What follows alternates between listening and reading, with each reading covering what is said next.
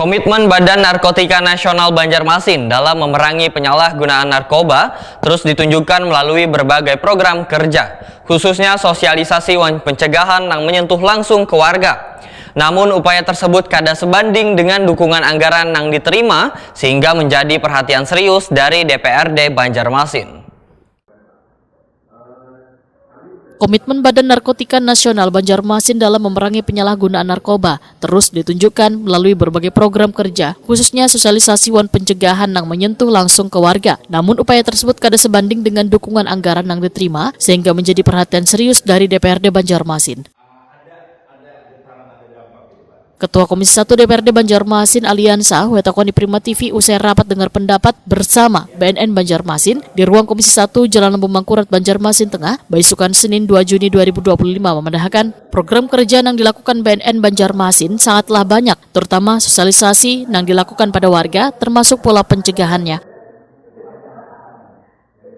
Politisi PKS ini pun menyatakan BNN Banjarmasin telah berhasil merehabilitasi 59 orang di tahun 2023 dan 2024. Namun anggaran BNN Banjarmasin sangatlah terbatas sehingga mempengaruhi pelaksanaan beberapa program yang akan dijalankan.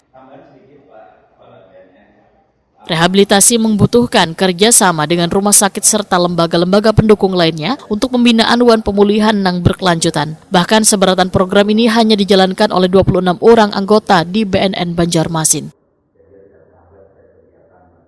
Aliansa menyatakan perang melawan narkoba kada hanya tanggung jawab BNN, namun tugas bersama seberatan elemen pemerintahan warga sehingga sangatlah patut mendapatkan dukungan anggaran. Jadi program kerja lumayan banyak.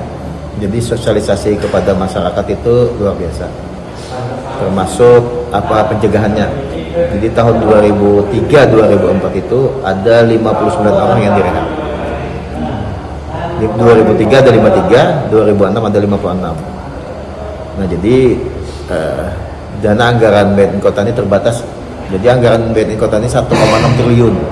1,6 miliar, maaf 1,6 miliar, jadi terbatas.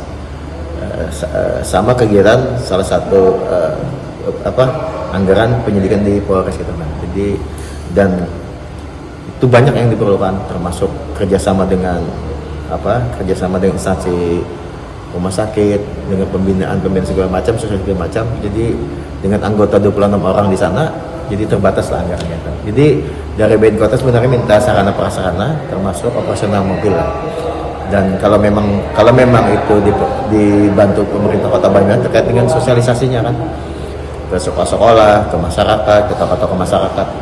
Karena BNN Kota ada motonya moto bersinar. Bersinar. Aliansa berharap BNN Banjarmasin dapat terus melakukan upaya pencegahan dan pemberantasan narkoba meskipun dengan keterbatasan anggaran.